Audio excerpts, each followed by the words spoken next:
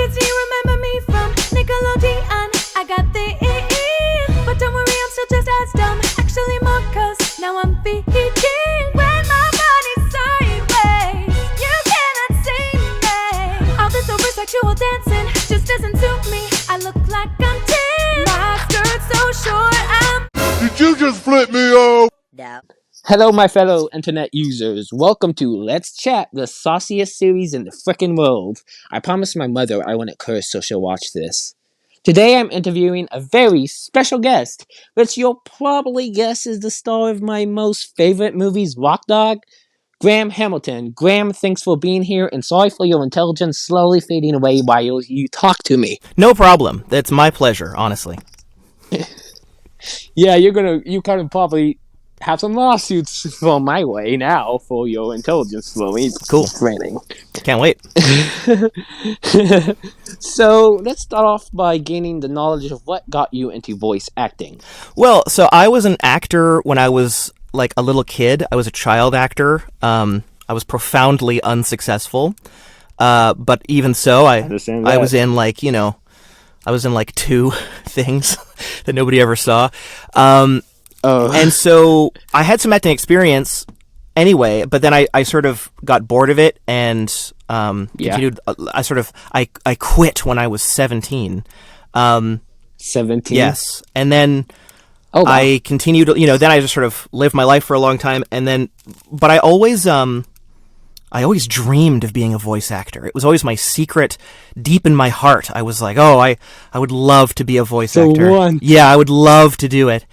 But I was sort of, honestly, I was scared. I think on some level, I was like, I was afraid of being cringe, as they say. And then when I was 25, for various reasons, I was like, screw it. I'll try. We're gonna do that. If my voice could be on the internet, or phone calls, I could do it. Well, you know what? Actually, honestly, the thing was like, because when you're an actor, any kind of actor, the majority of your time is going to be spent auditioning. And the thing that I sort of decided when I was 25 was I was like, okay, if I was able to go for voice auditions, if I never booked anything, would I still enjoy myself? And I was like, I think so. I think I would enjoy the process of getting like a cartoon character and coming up with a voice and trying for it, even if I literally never got anything. And so for me, that was like, I was like, okay, then I should give it a shot. Yeah. Definitely. I actually, because a lot of my viewers on YouTube don't know, I want to start. Actually, they might know. I have no idea. But I want to start my own show on TV. And I was like, if I can never get myself an audition, I'm doing this stuff myself. Yeah. Well, so that's we were talking a bit before, like, one of my favorite online creators is, of course, Zach Hadel, Psychic Pebbles. Oh, yes, definitely. Who, along with Michael Cusack, made Smiling Friends, right? And he's definitely been hustling for a long time, and like Newgrounds is full of those, and YouTube is full of people who sort of like made their own thing, right? Don't Hug Me, I'm Scared was an internet series before it became a TV show. Yeah. So, yeah, that was crazy how that can happen. Anything can happen online. Yeah. Anything. Yeah. Well, yeah, nobody can stop you. And yeah, definitely. For better or worse. But that's the thing, right? Now it's difficult. Yeah. Like it can be challenging, but I think one of my favorite streamers, Moist Critical, actually had similar advice for, like, if you want to be a Twitch streamer. He was like, you should only do it if you enjoy it, regardless of whether or not anyone's watching you. Definitely. One of the things with, like, when I talk about being a child actor is that I sort of feel like, I don't know, maybe there's someone out there, but generally speaking, if a child is an actor, they don't know what they're doing. Like, it's more that their parents have put them in this role, which can be really abusive. In my case, it was not. It was great. Oh, definitely. But for a lot of sometimes it can be like their parents are exploiting them. But like, yeah, and it ruins their like lives, like people like Miley Cyrus and Demi Lovato and all that. Yeah, it can. Like they were child stars. Yeah, it can, there's a long history of child stars that like had really messed up lives. I did not, but I can say that like when I was acting as like a 10-year-old, I didn't have any real concept of like, performance or whatever. I sort of was just doing my thing. And let's have fun. And I found it fun, and sort of like, but in my teens I did, like I was taking more classes and reading books and thinking more about like, oh, I want to create a character and all this stuff. And then when I was 17, I was like, I'm sick of this. But there's a really funny, well, it's not funny. There's a story by, it's not a story either. Daniel Radcliffe once said, he was talking about as Harry Potter, right? That he, that sort of for the first 2 movies, he was just sort of like doing his thing, but that it was when he did the 3rd movie with the director was, I think, Alfonso Cuarón, when he got to experience, like, that guy's a phenomenal director. Like, that guy's like sort of like, with respect to the Christopher Columbus, who did the first 2 Harry Potter films, with respect to him, the 3rd Harry Potter film had like a really good director. And also, Daniel Radcliffe got to meet Gary Oldman, who's, of course, a phenomenal actor. And meeting those two, it was like, during the 3rd movie, where he sort of was like, oh, I actually love this. I really want to do this as my career. And I want to take this, like, seeing Gary Oldman work. He was like, yeah, I want to do that. Even though from the outside, you'd be like, yeah, but you were already in 2 huge movies. And he's like, yeah, but I was a child. Yeah. I didn't really know, I didn't know what I was doing. Definitely. I believe that actually, I'm kind of glad they call it child acting and acting. They don't stick it to like adult acting, because it's like child actor, to my perspective, is like they don't really have the full on knowledge of acting. It's just like something they love. It's good that they're not like abused in the whole place, of like the Wizard of Oz. Oh yeah, that was crazy. No, yeah, it is awful. But like, it's good that they don't really call it adult acting and mix it with the child acting, because adults, they most likely have a knowledge of acting, so they know what they want. Yeah, if you're hiring an adult actor, I think it's reasonable to expect like that they know what they're doing. Like, Yeah, it's like oh yeah, like, because I do community plays in my town. I really don't have much of the equipment to go places like LA or even your place, Vancouver, to do things like auditioning and all that. So I do community plays lately. It's like child acting is like getting the knowledge of it. It's like a play, a community play, to my eyes. Because like, of course, with the community play, we didn't get paid. We just like audition and all that. So it's like, it's good that we kind of, sorry, I'm out of breath, dude. Well, but I was like, I don't know how to hold my breath. Oh, well, but sorry, go ahead. Oh yeah, that's good. I was just basically saying that it's growing up and knowing what you want to do as a child actor. I think this is making total sense. No, it is. Whatnot. I mean, because I think that there's a lot of similar stories. And again, I'm not trying to put myself in the category of these like super famous actors. I had a good time as a kid, and I did, I did things here and there. But I like to make sure that people know, like, no, you won't be able to find anything that I did. It was like little commercials and stuff. Oh yeah, I would like. You know me, I'm searching. Yeah, well, because sometimes people hear, well, already, like, because people will sometimes think, like, if, like, on a date or something, if they find out that I'm a voice actor, their immediate thought will be like, oh, you must be super rich. It's like, oh, I hate no. that. Like, it's like that. It's that stereotype of, oh, you're an actor, okay? No, I just lend my voice, Yeah, I'm literally. Yeah, it's like I could literally say to people, I'm like, no. I am literally budget Luke Wilson. That's my claim to fame, is that I'm the person. I love that. Like, it's like because like Luke Wilson was Bodi in the first one, and he's more of a well-known. Well, actually, I don't know, Owen or Luke. I don't know which one it was more well-known. Oh yeah, it was Luke Wilson. Yeah. Well, Owen, I think, is probably more well-known at this point. Yeah, because he's been more like Luke. He's been in Old School. Yeah. So, but like, it's like because I know like with the Rock Dog 2, it's the way you said it is so relatable. Because didn't they cheapen the animation in the second one? That's a lot of people. A lot of people didn't really like that, and I was like, dude, it's animation. Yeah, it's so like, how do I put this? Because I don't in any way want to disparage the production that I was in. I'm very grateful for it. Fair. But when I was a child, I was a big fan of Aladdin. I loved Aladdin, and yes, then not the remake though. Right? Oh yeah, the remake. Burn the remake. I don't think I've seen the remake. Will Smith kind of did good, but after the slap, it's kind of like it's going to ruin everything with him now. Yeah. We'll see how that goes. But in my case, with Aladdin, you may recall that Aladdin has 2 sequels. There's Return of Jafar and The King of Thieves. And I kind of forgot they did that. Well, so I thought there was like one. Yeah, they were direct to video at the time. They were direct to video sequels that were produced with a smaller budget.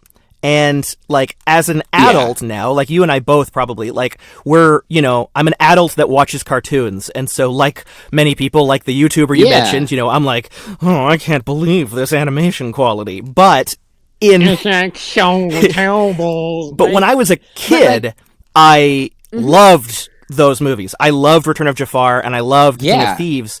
And the fact that it was like not the same, because the Aladdin film was like, this like super multi-million. Like it was like theater. Like that's kind of the difference with direct to video, because like I have no problem with the Rock Dog cheap animation if it did get cheap. I have no problem. It's like it's different because I do believe they were different directors. Yeah.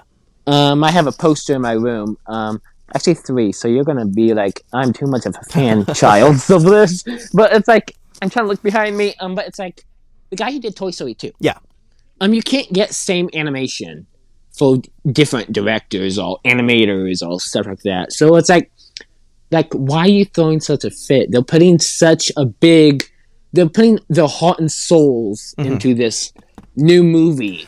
And yet it feels like, because I read once, I don't know if you ever read it, but there was once where they was like, oh, the voice acting isn't real good either. I was like, dude, you're not going to get the same voice actors. Like, it's different because like, it was like, they put your name and I think Eliza Ball, I don't know how to pronounce Ashley her name. Ball? Ashley Ball, yeah.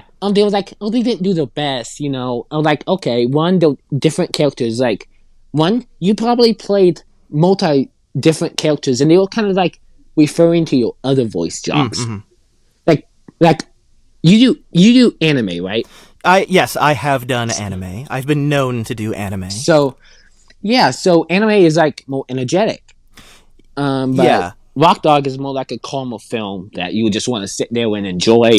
It's not like, shouting at the screen, like, okay, fight, like, it's like, so it's a lot different. And I hate it that cartoon, like cartoon people who just reviews it and they do such a big deal about different animation styles to different, actors.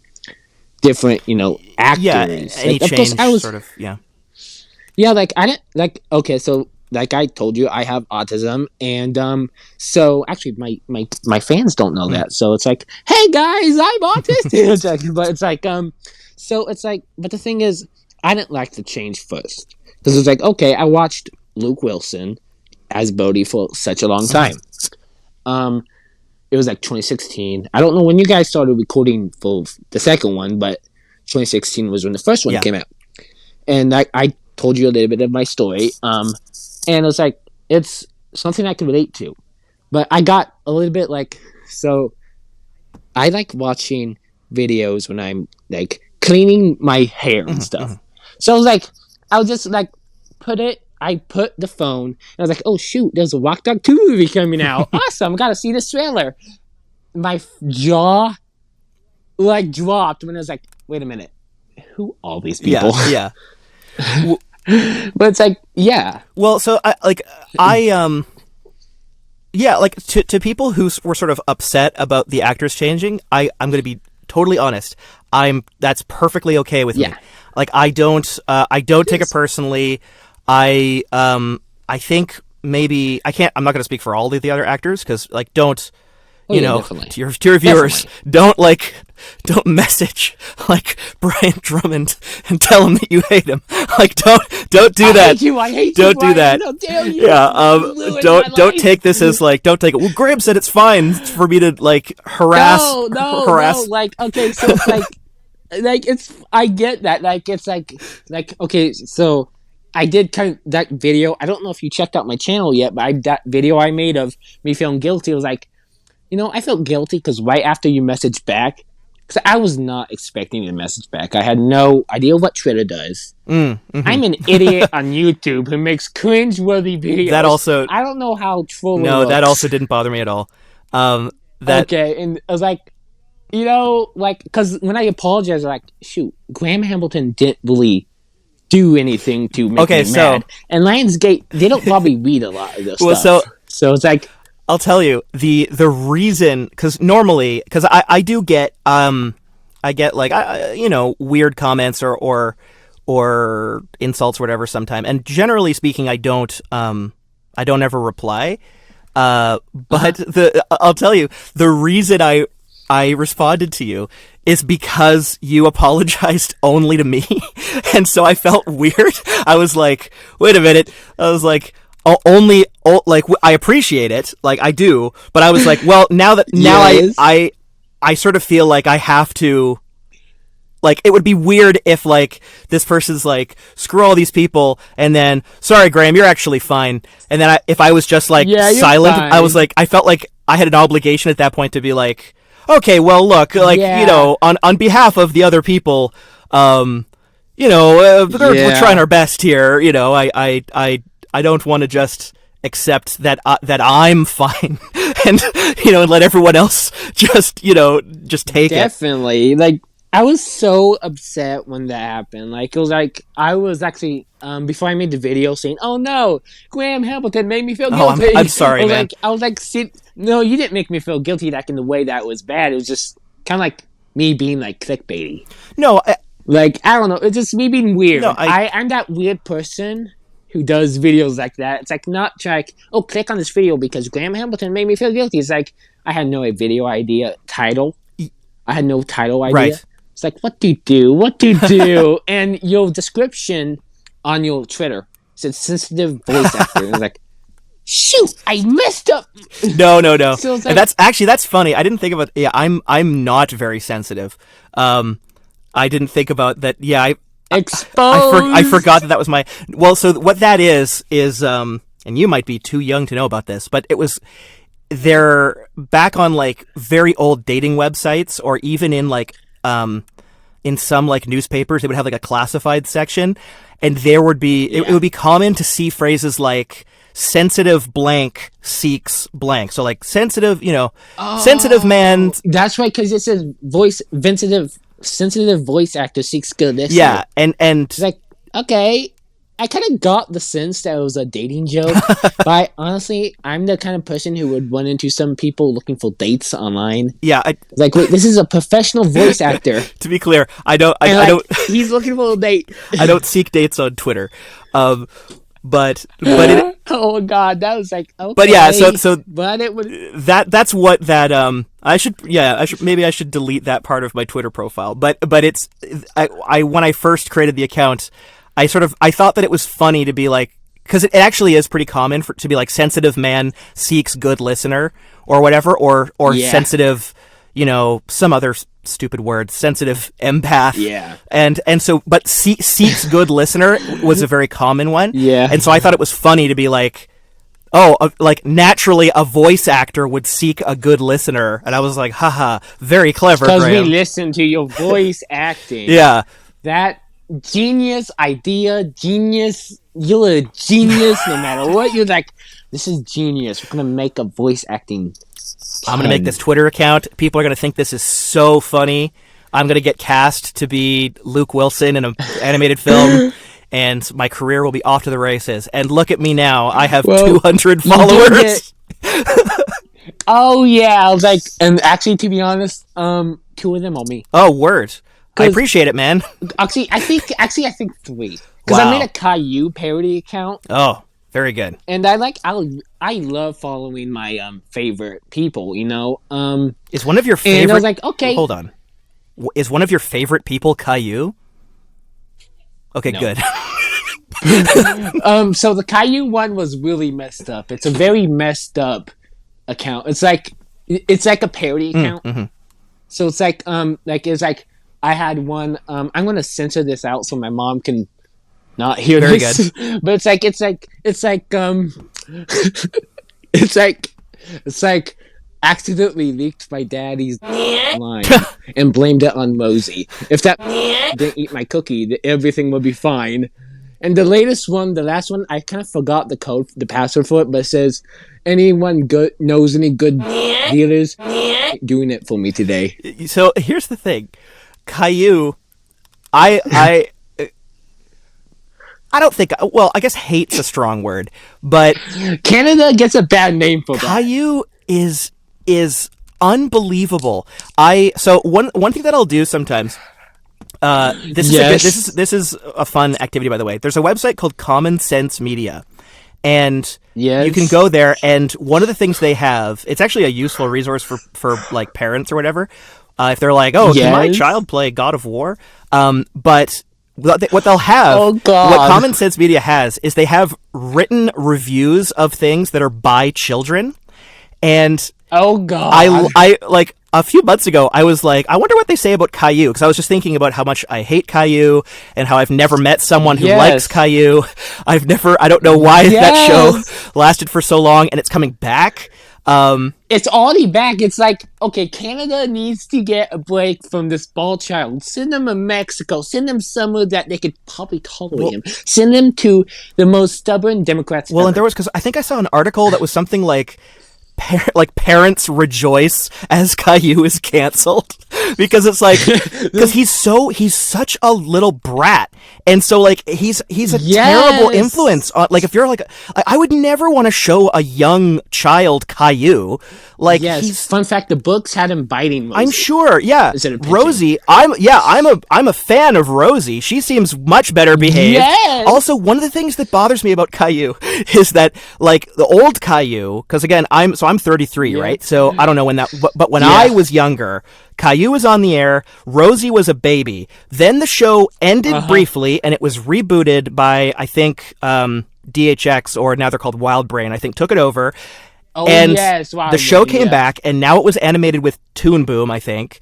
But Caillou, so Rosie had aged by like 2 or 3 years, but Caillou was the same age. And I was like, what is wrong with Caillou? Why is he not aging? Like, Rosie's like she went from being a baby to like a walking, talking toddler. It's the hair. Yeah, and it's like, there's something wrong with Caillou, in which case I feel bad for him, but he's a terrible person. He's actually made a fan fiction in my own head about how Caillou has no hair. Well, so it's like, so it was actually where Caillou had all this hair, and then Rosie was born with none, so they shaved off Caillou's head, and Caillou had his revenge. Well, it's, so...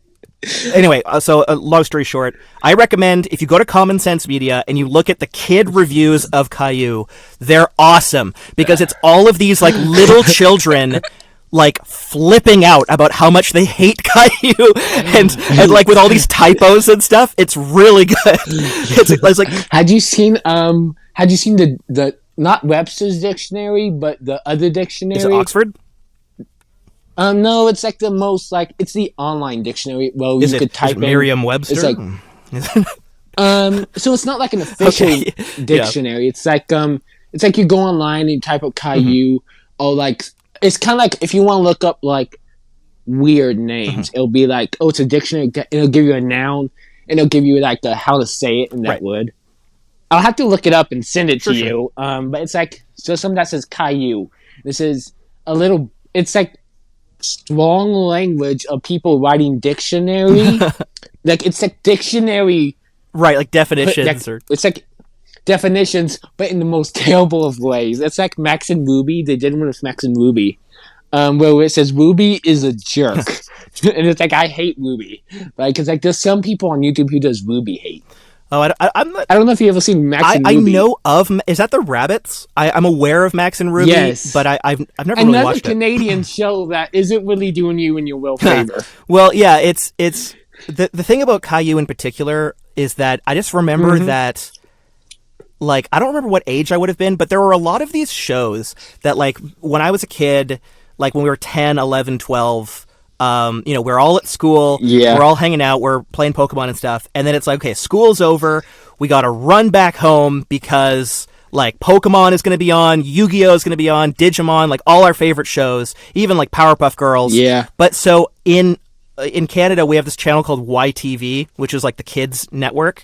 And so all of my friends and I, it was always the same, which is that you'd run home, turn on YTV, and then there would be like, oh, it's not time for Pokemon yet. So, like, okay, we would just watch whatever was there because we're like, well, we don't have anything better to do, so we're just gonna watch like whatever this show is and wait for Pokemon to come on. And it was stuff. It was always stuff like Caillou. It was these shows that everyone hated, like that we. It's like you want to watch something you hate before you watch something you love, though. It's like. But we also didn't have like we didn't really like this would have been like 99 and stuff, like we didn't like we couldn't just like go on our phones or go on the internet, like going on the internet was like a whole process, like for the dial-up modem. So it's like we're just sitting here angrily watching Caillou, waiting for it to be over. What is this? like it's like the thing is just so long to it. See, like there's like short episodes, and then you're like sitting there wishing you were halfway dead throughout the whole episode, and then when Pokemon comes on, or your favorite movie or something, you're like, what did I just watch? I don't think I want to watch TV anymore. Yeah. Mom, we're going outside to do our homework. Yeah. And so yeah, Caillou. Yeah, I have never met, and I am Canadian, right? I have never met a person who even likes Caillou, not even like loves, let alone like, oh, this person's like a Caillou fan and goes to Caillou conventions. It's the only way I like Caillou is in YouTube poops. Yeah, Caillou is that's the only way. It's fun to hate. Yes, there's a Go Anime. I don't know if you ever heard about Go Anime. Yes, I've seen these. It's Caillou gets grounded, like grounded in Caillou punishment days. It's like. Some of them, like, I'm not into the Go Anime thing anymore due to a lot of drama that's been releasing on them. But the ones I really love is, like, Caillou Punishment Days. Caillou gets grounded, and it's like, yes. Yeah. Like, this is my type of entertainment. You know, there's all my years of... And actually, I'm gonna be quite honest. I hate to say this. I used to be a fan when I was 3 of Caillou. That's okay. There's no shame. You're the first I've ever met. I hate to say that. But once I turned 5 and got more intelligent, it's like, Mom, can I watch Dora? And then I started hating that. I was like, I think I'm autistic now. So it's like, but it's like, yeah, by the way, I didn't get tested till like 9. So it's like, maybe those shows might have stopped me from being tested. Well, I mean, like Dora, Dora was always weird. Like, she needs glasses. Well, yeah, like Dora was weird. Like there's this phase of shows. Like so, by the time Dora was out, I was definitely like 13 or something. So I wasn't watching Dora, but my niece, like my niece was born around then, and so she grew up with Dora and Blue's Clues and stuff. And Blue's Clues is awesome. My show, Blue's Clues. Yeah, Blue's Clues rules. Yes. And Dora's cool too, and I like Swiper, but it was always weird to me, this thing of like Dora sort of like asking the viewer, like, well, both shows do this, where like they're like, can you see this thing? And it was always weird to me. I was like, why is it like, what if the kid... Like, these shows, they usually find them themselves. Well, it's also like, what if the kid points to the wrong thing. Like, And it's like there's a. Do you know where the safe way to cross the bridge is? You point to the bridge with the alligators. yeah, and it's like, And she disobeys well, you. I just felt like I was like, wouldn't that kid feel like if some little child who doesn't understand and the person's like, can you find the shoes or whatever, and the kid's like, I don't know, and points at like Steve's shoes, and then he's like, that's right, they're over here on the cabinet, and then the kid's like, oh, I didn't realize, and it was like from that point forward, wouldn't the show seem like they're being really sarcastically mean of like, wow, so good job. Yeah, so I do have a kind of a sad little thing of what kind of might be possible, and then I'll have another question I'm going to ask. That way, so it's kind of like I'm not asking all these questions at once. But there was actually a story online that Dora has Down syndrome. Oh, that's interesting. Now, yeah, and she has that head disease that makes her head bigger. So it's like I read about it because it's like you got to notice she talks a bit louder than the other characters, and if I'm correct, I had a few people in my school that I knew had Down syndrome, and they talk a lot louder than what I would or anyone else would. And it's like a lot of people picked up on that. And she's more childish, even though she's like a bit older. And even when she's more like she's more older in the other series. So it's like you kind of can see it. It's not confirmed, but it's kind of interesting. Seen. Yeah, that's cool. Because I like stuff like that, to be honest. Like I enjoy. Yeah, it's like people. Yeah, it's like iceberg videos. Well, also they actually go into the school. Yeah. Because I like when I was younger, like when I was like 13, 14, 15, I was a very very much like an edgy internet. I was very, very huge fan of somethingawful.com. And stuff like that. Yes, I actually found out a few sad things, kind of like Brown Nose Pup and wait, was he on that one? I've never heard of that, but I wasn't. It's disgusting. Oh, good. Well, yeah, because most of my time, like Something Awful in my time there, they were just like the bullies of the internet. Oh yeah, not like 4chan. 4chan is the hackers. Yeah. Well, so that was the thing is that 4chan. That's the thing, because some people, like, when I was a teenager, especially, like, when I was in high school, people would be like, oh, do you use 4chan? And I would be like, no, I hate 4chan. Like, I'm from Something Awful. I'm from the smart ones. Like, we bully people in, like, a clever way. Like, well, you can thank 4chan for the launch of Anonymous. Yeah. You can say that, at least, for sure, because Scientology, when they hacked Scientology, you could thank South Park and 4chan for that. Yeah, I mean, I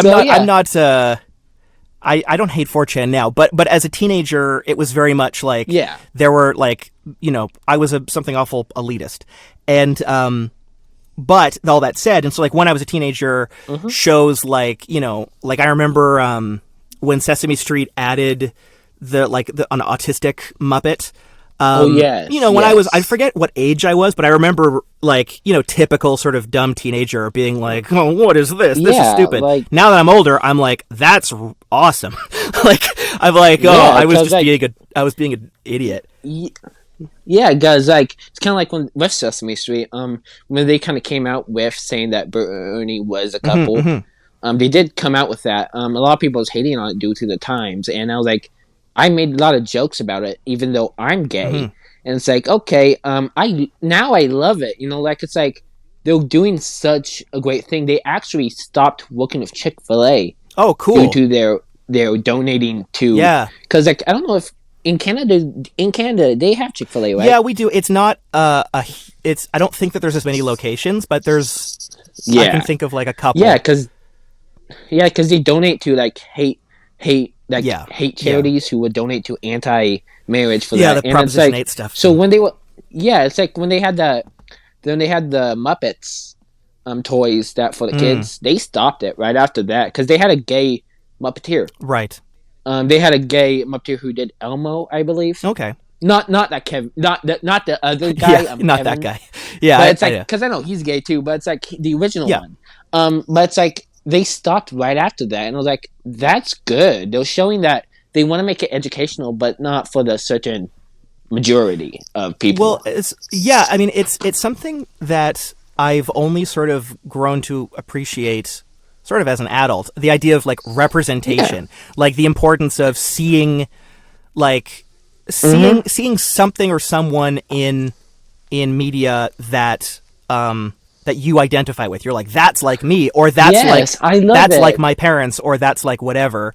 And that can it's kind of like the Rock Dog movies, since they're like anthropomorphic. It's like the furry community could really relate with that. All the things like there's some other them. It's like they're making a lot more. And actually, the show I'm creating, the main characters are going to be gay.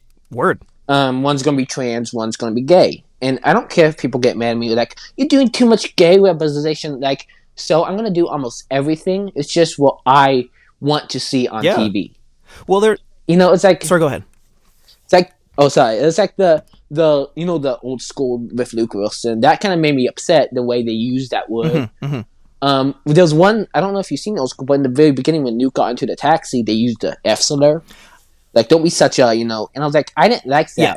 Because the way they're using it as an insult. Now they're like, I wholly, like, people can see, like, it's like those awesome movies that say, okay, so they make a lot of jokes, but I could tell when it's hateful and when it's used and they care. Because I was watching Family Guy, and I don't know much about the guy, but it's like the jokes they were making. They made one of Elton John. And I could tell a lot of them, the way they were pronouncing, like, like, there's one the Stewie who were playing Elton John was trying to kiss a lot more people. It's like, you're sexualizing us. Yeah. Like saying, we're gonna kiss you or whatnot. It's like, I like things that just have fun, Well, yeah. I love representation in TV shows that are good. Well, to be honest, like, it's like, I don't want to criticize anything, because obviously Definitely. I'm these are sort of, to some extent, my fellow animation people. But the comparison, because I know you're a big fan of South Park, and South Park and Family Guy are a very interesting comparison, because like Family Guy, and Family Guy is very funny, and there's a lot of I love watching these clips, and it's I don't want to seem like I'm above it. I'm certainly not. I love it, and it's super funny, but there's a lot of jokes in Family Guy, like compared to where South Park will use like homophobia or racism to make a commentary on racists, like a point on there's something. A lot of, like the N-word episode, when they were saying the N-words too many times, they actually will recognize for like how hurtful that word could be. Yeah. But when Family Guy does it, it's like they use it for like, and then they kind of like get disgusted or make the face of disgust. Well, there's a lot of jokes that Family Guy makes that are just racist or homophobic or something, and there's really not a commentary being made. Stand up. There's no stand up. Like, why? Yeah, it's like, why are we doing like it's like Trey and Matt, they get sued a lot. I'm sure. So it's like because people notice that. They're like, we're gonna stand up because you're standing up from us. Like, you're gonna it's like. But when I heard the N-word being used on South Park and how everyone there was like black people who was like, this is amazing. You're showing how hateful that word could become, because they were calling Randy, the guy who said it, the N guy. It's like okay. So it's like they're using that to make a point of how the guy's going to feel. Yeah, it's in service of a greater point. And there's plenty of people, like, obviously, South Park is not for everyone. And it's like, there's plenty of people that are like, it's just too intense for me. That's fine. But you can still appreciate, like, that it's making a commentary on something that probably you agree with. And so it's like, I don't get the hate I get from watching Family Guy. Yeah.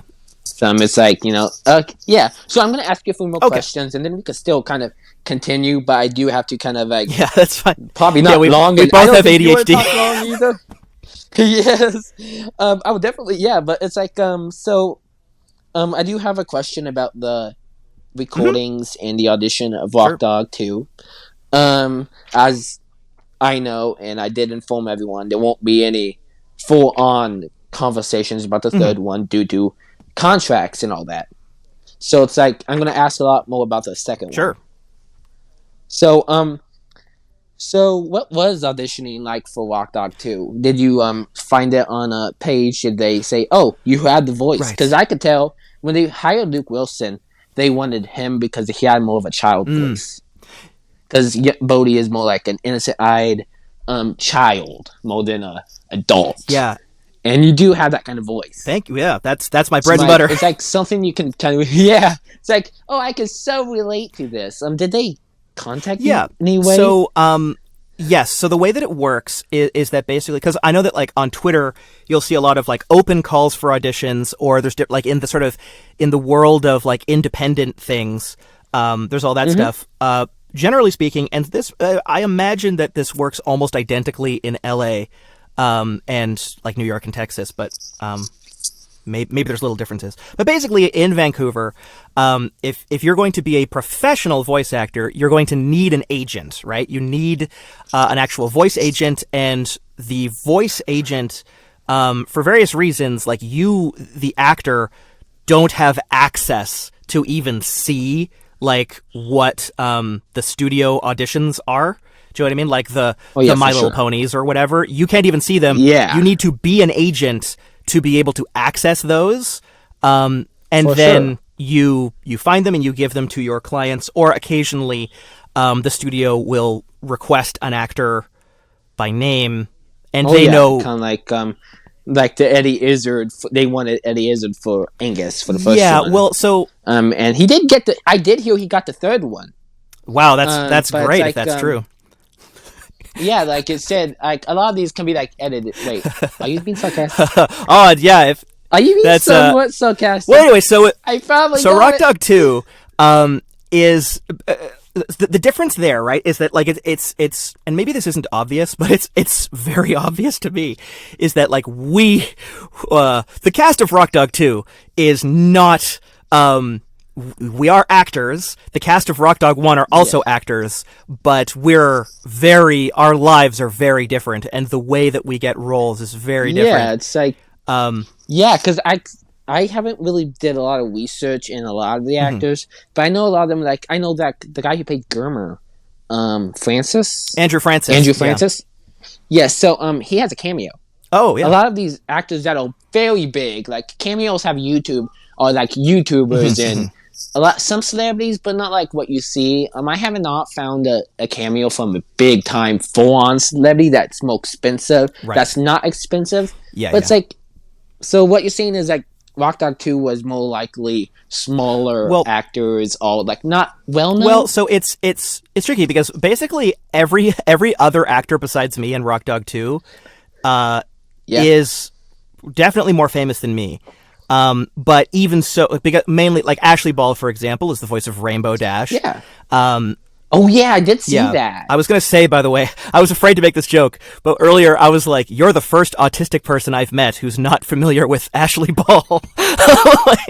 like, who is it? Like, oh yeah, of course, the pony. Like, yeah, I actually, because that's a compliment, you know. Like, I like being autistic because it's like I have more of an open eye of different medias and stuff. Like a lot of these people, like, oh, like Snoop Dogg or Smoke Weed. I'm like, oh, did you hear about this new episode of, this cartoon or something that people don't really see you watching? Like, if you went through my movies, I have like 2 copies of like SpongeBob. A lot of like kid movies that you don't really see, like Diary of a Wimpy Kid to Rock Dog. That a lot of I'm going to say a lot of people who's not into those movies will probably never pick up and watch. It's like those movies that people don't see you. Like, oh, why do you like watch this? And I have been judged a lot. Like, oh, why do you read these? Like, I read Dogman from Dave Filthy.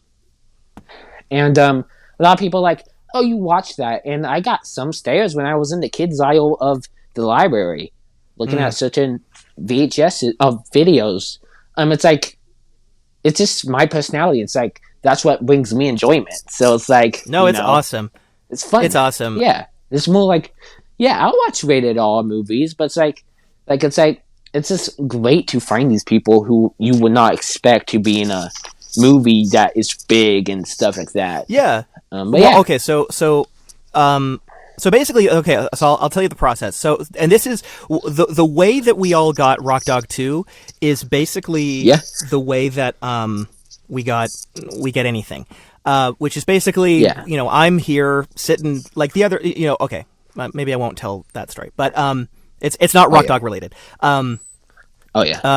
So like I'm here going about my life, bumping into things, and then I get an email that's from my agent of like, hey, they want to see you, and in the case of like before COVID, it would be like sometimes they want you to record it at home, sometimes they want you to come into the studio. Since the pandemic, it's basically always you're recording it at home. But in the case of Rock Dog, they were like, oh, you know what? There's this movie coming out, and of course, as soon as you get the email, it's like, you can't talk to anyone about this. You cannot talk about this. Yeah, definitely. But they're like, the email, at this point, I think it's fine. The email, it was basically like, oh, there's auditions for this thing called Rock Dog 2. They want to see you. They want you to read for, and in my case, I went for Bodi, and I don't remember which one, but I think, I don't remember their names. I went for one of the red pandas. Wei and Shumei, I think. Shuma, yes, they're awesome. Like, I love them. That some people I relate. So I went for the one because they are basically like panda versions of Wayne and Garth from Wayne's World. Yes. Oh, we are not worthy. Yeah. We will not. That's like I found that. I saw that, and I found the original copy. Like they just did a meme. Yeah. And so I went for Bodi and whichever one of them is the Garth one. The one with the hat. The one that's not Wayne. The one that's Garth. And so it's like the one that's more like denim glasses, I think. Jacket. Yeah, that one. Yes. Sorry, I've only watched Rock Dog 2 once. It's just like I understand that because like I have a Beauty and the Beast video of when I was in the school play. I said this is punishment. If I was in trouble or something, tie me to a chair. Have me just sit there watching my play. Tape my eyes. Tie my hands to the chair. Make me watch it. Well, it's just the voice. No, I mean, it's funny. It's not even about watching myself or hearing my voice. It's sort of like, so basically, when I got the email, I wasn't familiar with Rock Dog. I think that's true for most of the actors. It was like, oh, Rock Dog, this is interesting. And then for the audition, they included, so what they wanted was, and I don't remember the lines, but for typical audition, they'll have like, you're sort of saying these lines, but they're like cut and pasted out of the script. Like, I don't know the context of this line. I don't know who I'm talking to. Oh yeah, I hate that. Yeah, and like usually that's a very common thing for auditions. Not always. Sometimes they'll send you like a few pages of the script, and your lines are, which character you are, and you can see like, it's a full scene. I can see who these characters are, I have some context. But other times it'll be like, just say like, oh boy, I hope this works out, and that's one of your lines, and the other line is, look out, and you don't know what the scene is. You're just sort of trying to guess. Like, oh god, it's kind of like I did Night of the Living Dead at my community theater, right? And there was one where it was like we did a white bin and a black bin. Because I don't know if you've seen the movie. I don't think I have. But it was like, I know of it, of course. Yeah, so there's a scene in the play where they did, because it wasn't really, they were seeing how they could have survived. And so I did white bin, because no way am I auditioning for a black guy, because I'm not that guy in person who's going to do it.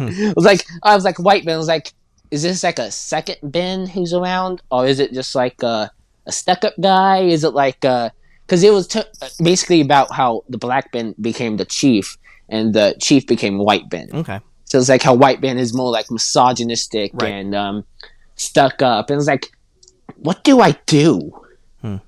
Like, I acted all serious when he was supposed to be more like goofy and like, oh, I think I'm better than you. Oh, make me coffee, woman. Or something like that. I was like, what do I do? And it's like, I'm going to die here. Yeah. I mean, it's you just sort of try to do your best, right? And try to figure out like... Yeah. And there's some strategies you can use, like if there's two lines that sort of seem like you would read them similarly, it's probably wise to not do that. Like you want to demonstrate a range. And so even if of what can happen, you want to show like, oh, Mike, like if you have two angry lines, well, don't make them angry in the same way. Maybe make one like shouting angry and one of them more just like pent up sort of, like, you know. Yeah, it's kind of like, because I don't think there was like, I think you kind of did that in Rock Dog 2 when you and the person who played Dharma was like, yeah, that kind of like. Yeah, the fight you guys had. And it's like, I could tell, like, and the way when you had that switch of emotion, which I kind of didn't understand how Bodi had that fast switch of emotion. Like, he wanted his friends back. I could somewhat understand. But it's like, I don't understand. But it's like, I could tell there was a big up and down. Mm-hmm. So it's like, is that what kind of you did? Like, you didn't want to stick in angry. Yeah. Like angry mode, well, I don't remember what the lines were, and actually I'm pretty sure because Bodhi's not a very angry character, so probably there weren't. No, he's not. Probably weren't any angry lines, but there might have been. I don't remember what the lines were, but they would have just been kind of like three random lines taken from the script. But then they also included 3 lines from the first movie, and then they included a recording of Luke Wilson doing those lines because they wanted to see if I could copy it, kind of like in a way. And so for my own research, I was like, this looks really cool. I've never heard of this movie, and so I bought it on YouTube because at the time it wasn't on Netflix. And so I got it on YouTube for like whatever however much that is, $3 or something. Yeah, like too bad you couldn't notice me, like if you didn't know me, because I had like full copies. Well. You could have just took one of mine. Well, and I watched the movie just because I was like, I was sort of just like, okay, what is this? Like, what is this? And I really liked the movie. I was sort of like, oh, this is cool. This is like a Chinese version of Zootopia. And I liked... People did say and I was that. very impressed. People were saying that. I was very impressed with... I was honestly really impressed with Luke Wilson because he's traditionally not like a voice actor, but... He's not. He's more like a he's like a live action guy. Kind of guy. And but I could tell that he was doing a character voice. Like he wasn't just using his normal voice. He was actually lowered down or high in pitch because like he has that child voice. Yeah, but he's kind of like has that like okay maybe we should make into a teen because I think Bodi was like 17. They didn't really give him out. Yeah, it's sort of just left up to interpretation. So it's like, okay, we want a young Tiberian Mastiff who has dreams of rock and roll without his parents' approval. Yeah. So it's like, it's like having that fun, and it's the fun that you can make the voice as well. Yeah, and so... Like, it's like, you don't want to sit there doing nothing. Yeah, and so then I go in for the audition, a few days later, they're like, come in on Thursday or whatever, and, you show up and you wait in the waiting room, and you go into the room, and at this point, all of us, it's a studio called Ocean Studios, they've done a lot of stuff. They mostly do anime, but all of, like, in Vancouver, each of us actors, like, we've been to each of the different studios, either to audition or because we've recorded something there. So it's very, this is also one of the things, like, I feel bad for actors that are just starting because like when we're going for an audition we're more comfortable because these people are sort of friends of ours, like the voice. So there was 2 directors. There was Mark Baldo, but there's also a guy called Carl Willems who was the voice director for Rock Dog. And he sort of like, Mark was the primary director, but Carl is like theoretically he's like the dealing with actors expert. And Carl Willems is a Vancouver guy. We've all worked with him before. We all know him very well. And so when we go in for the audition, Mark's not there. Probably nobody from LA has come up yet. It's just Ocean that's recording our auditions and going to send them off for approval. But it's like me and Carl and the engineer, who I think was Nick. And, I don't remember Nick's last name. Sorry, Nick, if you hear this. And so it's very much like, hey, we're here and we're going like, okay, let's do your shot or whatever. And then Carl will be like, oh, that was good. Can you, let's redo the second line, but, make it a bit, go more for that, whatever. and or whatever it is. Like he's sort of directing you, and then we end up with a great audition, and it's like, awesome, that's great. We're going to send it off, and I'm one of, I don't even know how many actors that would have gone in that day. Bodi was, because Bodi was the main character, a lot of people were going for him. And then that's usually what they do. Oh, and then I also did I did Shumei, and his like my voice for him was completely made up because he wasn't in the first movie, and so that was just like, this guy's not here. It was crazy how they added them. It was like, in Shima he had more like if I'm correct, he more like a hip laid back voice. Well, so what was funny about that was that when I went for it, the feedback I got, like basically when I got Bodi, they were like, they loved your Shumai too, but they didn't want you doing multiple characters. Like they sort of wanted me just doing Bodi. Like they were sort of like, yeah, it might be because also I there's another story I can tell you about Carl, because a bunch of us, I also almost got Carl, but I like it in here, that guy. Like the shower guy, like you're wasting time and water. Yeah. Like, did I miss the show? Regardless, so like they were like, oh, we loved your Shumai, but we only want you to do Bodi. But then when I saw the movie, like Wei and Shumei sound like actual children, and so I think they were lying to me because I was sort of like, they had a woman do Wei's voice. Like who can do male voices. My Shumei was like way more like just like Garth or whatever. Like it was not like what the final movie has, and so I was like, I don't know if they were just, I think they were just lying to me. Like, we're gonna be nice to you. Yeah. We're just gonna give you the main guy. And we don't want him to quit. We don't want. He'll be furious if he knows that we hated his Shumai. And whatever. We're gonna kill him. And it was. Anyway. And so I'm 99% sure that the exact same thing happened for all the other actors. I wouldn't be surprised if someone like Brian Drummond had gone for, because he's Compa. And it wouldn't surprise me if he also went for Fleetwood. He also those guys with the deeper voices probably all went for like everyone with a deep voice. Do you know what I mean? Ashley, there's not a lot of, she might have gone for like Dharma and Lil Foxy, stuff like that. Yeah. I can't say if they did or not. Definitely. But that was really it. And then it was like, we go send the audition off, and then a few weeks later, its agent is like, "Yep, you booked it. Awesome. You're going in 2 weeks or whatever." Did you fly to America? No. Or was it even filmed in America? No. It was recorded entirely in Vancouver. Oh, no way! Because I noticed a lot of the actors were Canadian. Yeah, no, it was basically recorded because those, like, everyone in the movie, like, I'm again, everyone in the Rock Dog movie, they're all Vancouver people, and everyone other than me is like a very established Vancouver voice actor. Like, for example, the Brian Drummond, who's the voice of Compa, he was the original English voice of Vegeta in the dub of Dragon Ball Z. Oh, no way. Ashley is Rainbow Dash. Jason Simpson is in League of Legends. Andrew Francis is also in My Little Pony. Did he do Johnny Test? He might have. They don't really have a voice. I don't actually. I never watched Johnny Test. I read it but somewhere because on IMDb you can actually have like recent works, and there's like a whole list. Oh yeah, like Johnny Test. Like, wait a minute, what voice was he? Like, it's not known. Yeah, they didn't really know who he was. Yeah, that wouldn't surprise me. Johnny Test was also done in Vancouver, anyway, and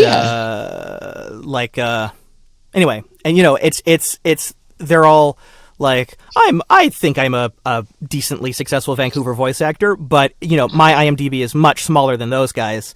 I'm still working on it.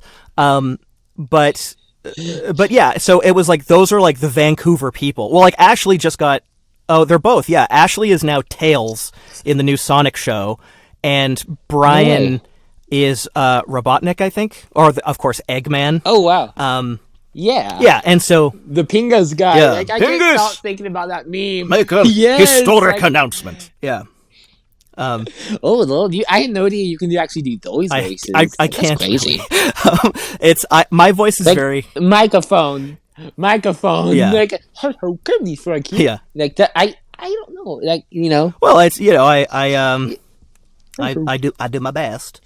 So that was basically Rock Dog 2. Like, we do the auditions, we get in, do the recording session. It was recorded all basically in one go. It was recorded in Vancouver over the course of 2 days.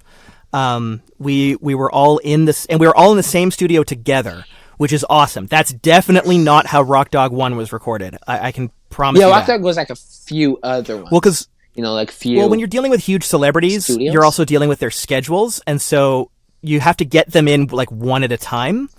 We're going to have Luke and do Luke's part, and then we're going to bring in Mae Whitman and do just her. We're going to bring in J.K. Simmons, etc. Yeah. For us, like, one of the benefits to a Hollywood studio in coming up to Vancouver is that you can get all of the actors at once, and they're in the same room. And there are, I would say, like, as an actor, that's much more fun. It's way, way nicer. Yeah, you could do more because I believe they do a lot of animation in the movements from what the actors do. Yeah, like, so it's like, if you get, let me show you, like, if there's one where you and Linux was like fighting, you can like do faces or whatnot, just having fun, enjoying life, like while you're recording. Well, and it's fun to be able to, like, we basically did the movie in order. Like, we did it from Oh, so that go to the start, and we're all moving around, we're all taking turns. There were a few actors, they would go out of order only with, like, for example, Brian Dobson, one of my favorite people, by the way. He plays Fleetwood Yak, and if I recall correctly, his character sort of, like, he's at the start of the movie, he's talking for a bit, and then he's sort of gone for most of the time, and then he shows up again at the very end and just has a few lines. And so, if I remember correctly, and I might be misremembering, but I'm pretty sure he was an example of someone where, like, just in order to save money, like, once we got to, because they'll pay us in 4-hour chunks. 4 hours is like the session, and we recorded like 2 4-hour chunks a day for 2 days. And so at the end of the 4 hours, they were like, okay, we're gonna skip ahead and just get Fleetwood's lines at the end. Like, we're gonna record those now, and then we're gonna wrap Brian, because, rather than keep him for 16 hours when he's not going to be saying anything for, like, the entire, like, middle of the movie. But aside from things like that, where, like, there was an actor who only speaks a few times and then they're out, like, the core, like me, Andrew, Ashley, and Jason, were there for 16 hours, just going. You guys were the main characters. Yeah, so. And they just had us go in order. Just had us, like, start at the start and go on through.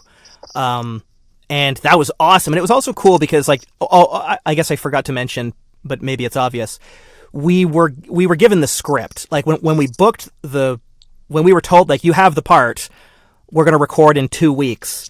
It was like, I don't remember when exactly, but it was like a few days later when they're like, here's the script, like, so that you can go through it. And what I did, I think most of us, like, I rewatched the first movie and then read through. I try, like, when I get scripts like that, I'll read through the whole thing, including the scenes that I'm not in, especially in this case, because I was like, I like Rock Dog, and I had a chance to be like, ooh, what's the sequel going to be?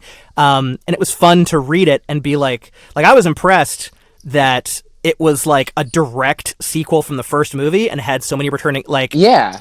They even, on the description, it said 1 year after the original. So they're like, not like, it's a new story. It's actually they're adding on to it.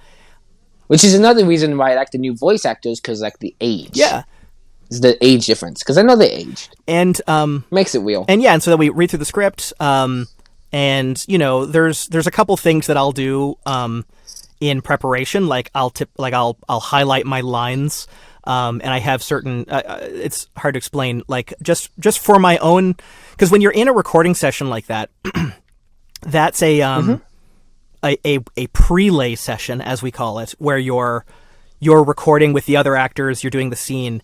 I like to prepare certain things, like, because you're literally standing there with a music stand, and like, we're gonna record this scene of the movie or show, and each of you actors, and so there's certain things where it's like, you need to be on top of flipping the pages. You need to be on, like, when it's time for you to say your line, you need to be ready to go. And so I'll make certain notes for myself, like just with a pen, on the page before going in, where I'll be like let's say that I have here's a scene or whatever, and my character, whether it's Bodi or some other show, like, let's say that I have a line, like, after the last line that I say, my character storms off and the other two actors continue talking for a bit before the scene's over. I'll actually write down in the script, like, I'll write a note that's basically like an X or something to indicate to myself, like, okay, you're good. You don't have to, like, you're out of the scene. Or let's say, nightmare scenario, my character storms off, the other two characters talk for a bit, and then my character comes back in a few minutes and says one last thing.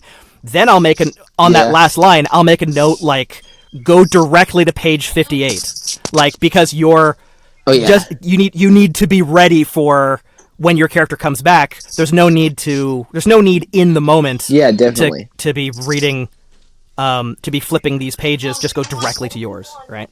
Yeah, for sure. Oh, if you hear any voices, it's my family. That's just giving you a heads up. It's just I still live with my parents, so that's pretty sad at age 20. No, man, there's no shame in it. Yeah, I'm actually looking at my own place, so I'm pretty excited.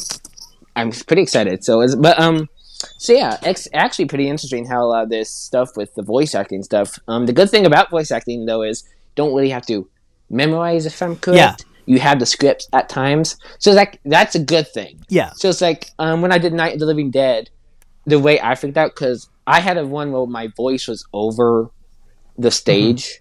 So it's like because I had to go a narrator? really all the way to the back. Yeah, well, not really narrator, but I was like, so there's one scene where I'm just shooting the zombies. So I played a zombie, but I also played what's his name? It was Dale. Okay. So I was Dale on a scene that says the guy who played Chief was like, "Hey Dale, throw another body in the fire." I was in the very, very back, and I get shot because in that play everyone dies. Right. So it's like that's a good one. But it's like, here I am just like, "Hey Dale," and like, no, I'm good. Just put a hole in my little jacket, and like, I'm just like in pain or something. So it's like I had my script, just if I needed it, I was like, okay, here's my script, I can read it. Yeah. So Well, yeah, with voice, that is one of the useful things. There's, I guess, like, if you consider motion capture to be a kind of voice, then you need to memorize your lines in that circumstance. But yeah, for Rock Dog, for the anime I've done, for games and stuff, you can have the script right in front of you, and so it's true, you don't need to memorize your lines. Although I still would advise any aspiring voice actors, like, ideally, if you get the chance, it would be a good idea to have read the script at least once, so you won't be like freak out during the whole, like, let's say one character has a big monologue. Yeah. Like, and then have to do so many recordings. It's good to have it memorized. So, like, oh, maybe there is a mess up. Well, even just knowing, like, but it's like, ideally, when you get to a line in something, yeah, it's not like, if you're recording it right now, ideally, it's not the first time you've ever read this, because, like, you might have totally misunderstood, like, because if you're doing this scene and the scene has, we're talking, and then my character starts crying, and I didn't know that, and then the way that I performed the line before the crying, definitely, I was like, that ideally, if I'm going to be crying in line 3, I should be getting ready to cry in line 2. But if I don't know that happens in line 3, then I can't, prepare for it. And then it's just, I might be doing the line where I'm like, I'm just speaking totally normally, and then in line 3, I'm like, I'm supposed to be in tears. Yeah. Yeah, definitely. I'm gonna ask one more question due to my parents being noisy again, and I just and I do have my own therapist. Okay. As I told you, don't got any good tea to spill. I'm a tea lover. Not really. I'm a tea spiller. I'll spill I'm like Jeffree Star. Like I need to be Jeffree Star. Like, oh, we're gonna spill the tea. Yeah, not really. So there's not really any tea. I can tell you, there's really no drama. Like we're all very good friends. Like, well, we're professional friends. We're not like best friends, but like we're colleagues. Yeah. There's nobody that I like dislike. There's nobody that I'm aware of that particularly dislikes me. Maybe they, for all I know, like for all I know, Jason Simpson. For all I know, if you interview Jason Simpson and he's like, oh, I hate Graham, but it's like I don't think so. Oh, I can tell you that actually during in the case of Jason Simpson, when we were recording Rock Dog, Ocean Studios is very close to a Subway, like a Subway sandwiches place, and so Jason and I during the recording, like you do 4 hours lunch break, come back for 4 hours, and Jason and I would go to the Subway and eat like meatball subs, and just talk, and that was great because actually I was, especially on the first day, I was very nervous, just because it was like, because that was Rock Dog 2 was like kind of, it wasn't literally my first thing ever, but it was my first prelay main. Like it was the first time I'd ever recorded in a room like that, like doing that style. I'd done dubbing before where I was like I wasn't terrified, but I was sort of like, oh man, like it was like it'd be more standard situation is for an actor's like first dubbing thing to be like they have a couple lines on an episode of My Little Pony, or they have like or whatever it is. They have like, they're sort of eased into it, whereas my first prelay thing was like the main character of a feature film, and so I'm like I'm in almost every scene. I'm talking constantly, and it was like I'll just say, the thing that I know this is a bit off topic, but there's a scene that I kind of like. It's the one where you guys were complimented, like, where's the pancakes, and they're talking about trends. For some reason, I have no idea. I always thought Bodi as so judgmental in those scenes, like, and not in a way like, oh, I'm judging, but it's like, oh, it's funny. He's in a way making fun of you. There's one when Copper comes in, like, enjoying the music, and there's like, way to go, young man. You don't want to keep grammar rating. I was like, and then there's one where they're talking about what happened, what's wrong with original Snow Mountain recipes, and like the face that Bodi made, just like in a way like giggling or laughing a bit, like smiling in a way like, oh Bodi, you mean, and like like the way he was looking because he was in the shot. Yeah. So it's like oh, I'm judging you hardcore, not gonna lie. But it's like. Yeah, it's just so I have to say you did really well. I know you probably hear this like a lot, like by fans and stuff, but you did so well. Like, usually if I did, like when I told you I didn't really like the change at first. If I didn't like the change of voice, who knew what Bodi would be to me, or anything, or like, a character has to speak to me. So actually, that might be interesting. I would say. So maybe this is weird to say, or it'll sound like cope or something, but like, I think all of us were cast. I could be wrong, but I'm pretty sure all of us were cast. Like able to do very accurate impressions of the first movie characters, but for the second movie, basically they didn't. When we actually got to recording, they didn't want us to be trying to do impressions, like, because their concern, like my what I think was the case, which I think is probably true, is that if we as actors were focusing too much on trying to sound like the actor that had been in the first movie, it might hurt the actual performance. Like, we're not true. It's like it's not like it's not like full on, like it's not more of a movie that's magic. It's more like an impersonation. Yeah, like it's like, oh, we're just not really caring about like, oh, we're gonna like, oh, we did get rid of the actors that was original. Let's try to make it, like make them even better or something. You want to like, because your Bodi, like, I don't know, was this your the voice you're speaking in now? Is this the Bodi, the one for Bodi, or did you kind of pitch? Pretty much, yeah. I don't quite remember, but I'm pretty sure that like Bodi's like a bit more like kind of up here. Like I'd have to rewatch the movie to make sure, but it's like Yeah, it kind of. I'm sort of pinching it a little bit. And because I'm trying to remember, like, one of the lines was one of the lines from the first movie that was in the audition was, "Dad, got some good news for you." I think that got some fabulous. Yeah. Yeah. And so I'd have to again. I'm probably not doing it exactly right, but it's something like that. That's one of the sort of, like, up here, like, this is like one of the areas that my voice can kind of go. He had that most of his voice, yeah. All right, thank you so much for letting me interview you, and let me be the first to say it was fun. I had lots of fun talking about the art and getting off topic.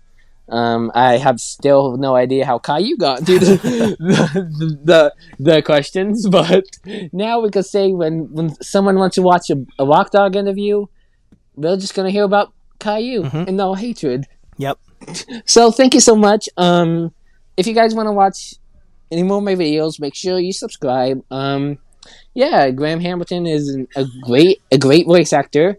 Try to be respectful with the people and the opinions in this interview. I just don't want to say, it's like, oh, you should, don't say that I have to, like, try to get other people's opinions. Like, this is fun, it's just something I enjoyed, and if you like it, leave it a like. Thank you so much, Graham, for letting me interview you. Please put the lawsuit to my address. Okay. You guys have a wonderful day, and thank you for watching this wonderful YouTube channel. Prepare for more cringeworthy films later on in the years. Bye!